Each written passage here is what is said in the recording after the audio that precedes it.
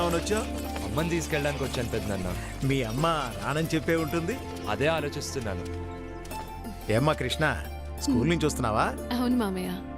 ఒరే, మన కృష్ణవేని తెలుసుగా? చిన్నప్పుడు మీరిద్దరూ కలిసి ఆడుకునేవారు కదా, మన వీరన్న కూతురు. హాయ్. హాయ్. మన ఊళ్ళో నీ తర్వాత గొప్ప చదువులు చదువుతుందనుకున్న పిల్ల తను ఒక్కతేరా. ఇంటర్లో జిల్లా ఫస్ట్ వచ్చినప్పటికీ ఆర్థిక ఇబ్బందుల వల్ల చదువు ఆపేయాల్సి వచ్చింది. కానీ ఖాళీగా ఉండకుండా మన ఊరి స్కూల్లో తను టెంపరీ టీచర్గా పనిచేస్తూ నెలకి 1200 సంపాదిస్తుంది. కానీ వీళ్ళ నాన్న తను అసలు పనిచేయటం ఎందుకు అంటుంటాడు. మామయ్య సరే, నేను బయలుదేరుతా. అలాగే. మళ్ళీ కలుస్తా. ఆ. అమ్మ ఎదురు చూస్తూ ఉంటుంది. బాయ్. బాయ్. చాలా మంచి పిల్లరా. ఆడపిల్ల కాబట్టే ఉద్యోగం చేయొద్దంటాడా? అసలు పిల్లల్నే ఉద్యోగం చేయొద్దంటాడు. అదేంటి? ప్రభుత్వం ఇన్ని ఉచిత పథకాలు ఇస్తుంటే కష్టపడి పనిచేయాల్సిన అవసరం ఏంటి అన్నది అతని సిద్ధాంతం. ఏంటి పెద్దనాన్న ఇది? మరీ టూ మచ్ కాకపోతే? వేరన్నే కాదు, ఇలాంటి వాళ్ళు ఊళ్ళో ఇంకా చాలా మంది ఉన్నారు. ఇందాక చెప్పానుగా, మెల్లిమెల్లిగా నీకే అర్థం అవుతుందిలే. పద. అభి అన్న, నిన్ను వీరన్న మామ ఇంటికి రమ్మన్నాడు. కాసేపు అయ్యాక వస్తానని చెప్పు. అలాగే.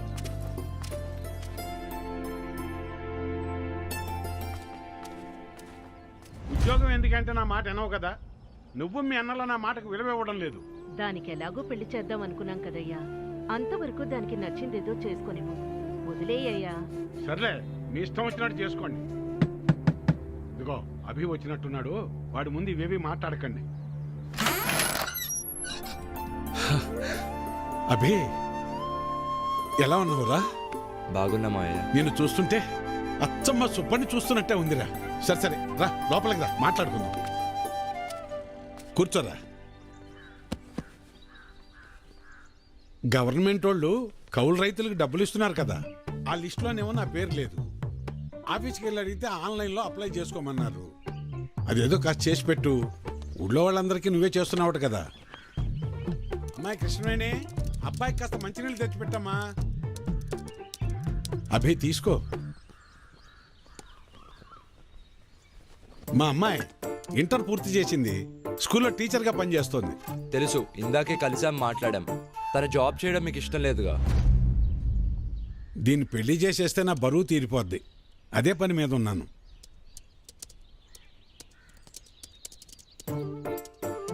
సరే, అప్లై చేసేసాను. 4 daysలో కన్ఫర్మ్ అవుతుంది. వీరి వీరి గుమ్మడి పండు. వీరి పేరేంటి చెప్పండి? లక్ష్మి. హాయ్ కృష్ణ. హాయ్. ఏంటి రోజు పిల్లలకి క్లాసులు లేవా? లేవు, ఎవ్రీ సాటర్డే కల్చరల్ యాక్టివిటీస్ ఉంటాయి. ఓ అవునా, రాంగ్ టైంలో వచ్చినట్టున్నాను. అలా ఏం లేదులే.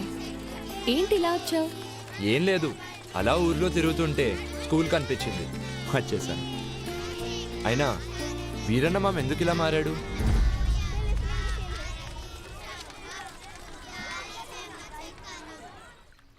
ఒకప్పుడు మా నాన్న కూడా అందరిలాగే కష్టపడి పంట పండించేవాడు. కానీ ఒక తుఫాను మా అందరి జీవితాల్ని మార్చేసింది. ఆ తర్వాత నాన్న ఆలోచన విధానమే మారిపోయింది. నాన్నొక్కరే కాదు, అలా ఇక్కడ చాలా మంది మారారు. కానీ నాకు మాత్రం అలా ఉండటం ఇష్టం లేదు. జీవితంలో ఏదో సాధించాలని ఉంటుంది. అలా అని ఊరు వదిలి వెళ్ళలేను. నాకు పచ్చటి పొలాలంటే చాలా ఇష్టం. అందుకే టెంపరీగా చేసే ఈ జాబ్తో వచ్చే డబ్బులతో బీఎస్సీ అగ్రికల్చర్ వొకేషనల్ కోర్స్ చేస్తున్నాను. నీ యాటిట్యూడ్ నాకు బాగా నచ్చింది. Amazing mind set. హాయ్.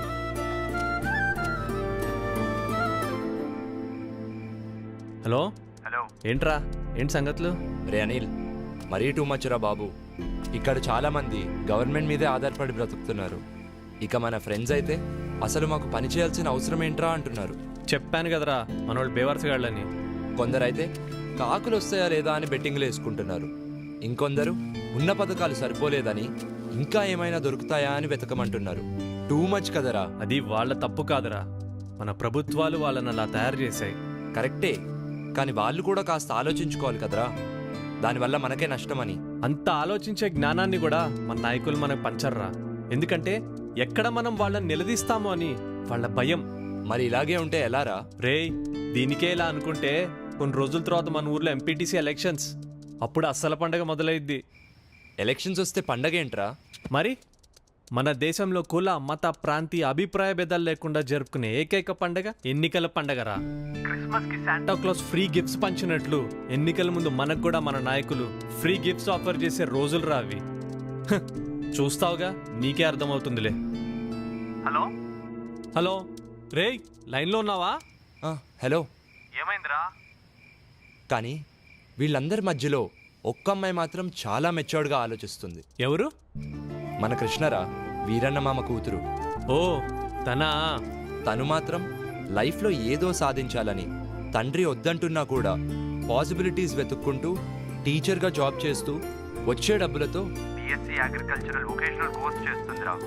నాకు తను బాగా నచ్చేసిందిరా. ఏంట్రా కొంపదీస్ లవ్వా? అలా ఏం కాదురా, but she is something special. I like her. ఓ ఇప్పుడు లైక్ అంటావు, తర్వాత లవ్ అంటావు. అచ్చయ్ నోర్మై, ఫోన్ పెట్టు. రేయ్ చల్లో, బయట ఏం చేస్తున్నావు? ఏం లేదన్నా, ఫ్రెండ్తో ఫోన్ మాట్లాడుతున్నా. సర్లే, వెళ్ళి పడుకో. సరే, నువ్వు కూడా వెళ్ళి పడుకో.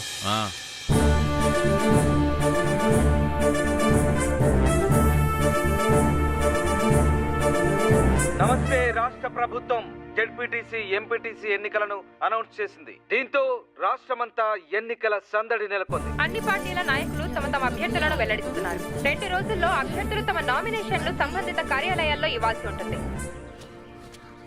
ఏంటి వేరన్నా అంత కంగారుగా వెళ్తున్నావు?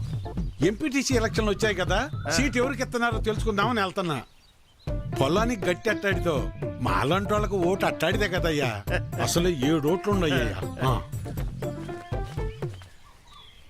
రేపు జరగబోయే ఎంపీటీసీ ఎలక్షన్స్ లో ఎవరెవరు ఎంత పెడతారో చెప్తే సీట్ ఎవరికి వాళ్ళో డిసైడ్ చేస్తా. అన్నా, నేనేం పెట్టలేను గానీ సీటు మాత్రం నాకే కావాలా. 25 సంవత్సరాల నుంచి ఇదే పార్టీలో ఉన్నానన్నా. అన్నా, ఇవేం కాదు గానీ నేను 30 లక్షలు ఖర్చు పెడతానన్నా. ఎన్నికల ఖర్చులు కూడా మొత్తం నేనే చూసుకుంటా. సీటు మాత్రం నాకే కావాలి. అవును గానీ నీకు అంత డబ్బు ఎక్కడిది? డబ్బున్న ఎన్ఆర్ఐ అల్లుడు నా వెనుకున్నాడన్నా. సీటు మాత్రం నాకే కావాలన్నా. నువ్వు ఆగవయ్యా. ఎవడెక్కువ డబ్బు పెడితే వాడికే సీటు. అది మన పార్టీ సిద్ధాంతం. దానికి మన అందరం కట్టుబడి ఉండాలి. ఈయన్నే ఎంపీటీసీగా నిలబెడుతున్నాం. మీరందరూ సపోర్ట్ చేయాలి.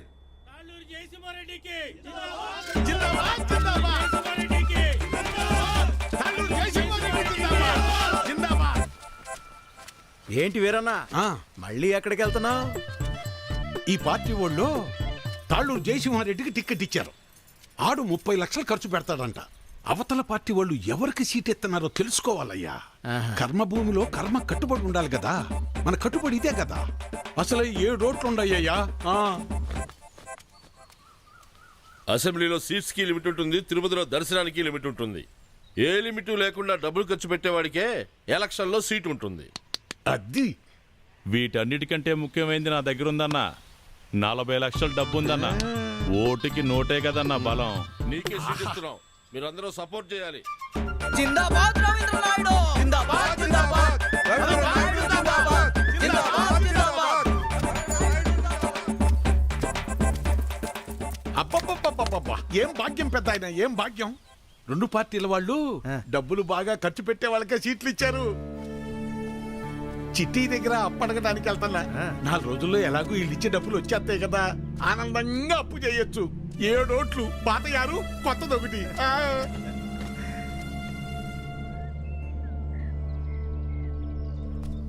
నీకెందుకయ్యా ఇవన్నీ?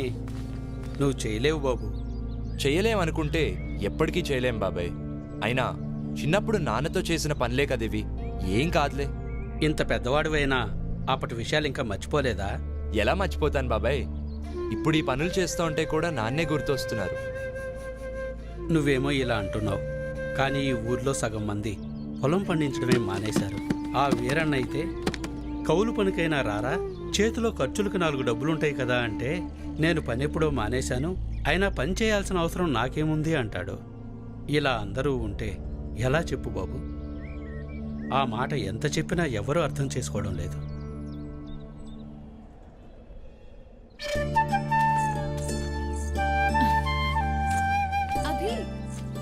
మర్చిపోయావా?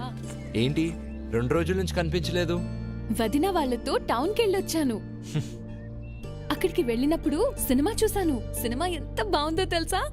హీరో అయితే అయ్యో బాబోయ్ ఎంత బాగా యాక్టింగ్ చేశాడో, విలన్లని ఎలా కొట్టాడో నాకైతే చాలా బాగా నచ్చింది. పాటలు డాన్సులు చంపేశాడంతే అసలు. కానీ చేయని తప్పుకి హీరోయిన్ ని బాధ పెట్టడం, లాస్ట్ లో రియలైజ్ అవ్వటం.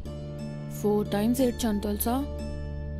సినిమా చూసినప్పుడు ఏడవటమే కానీ లైఫ్ లో ఎప్పుడూ కన్నీళ్లు రాలేదు. నా ఫ్యామిలీకి నేనంటే అంత ఇష్టం. నా హ్యాపీనెస్ ఏంటో తెలుసా?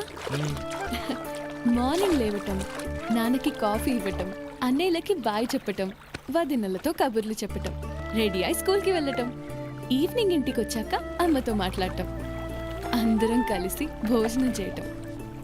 This is my simple life. I like you.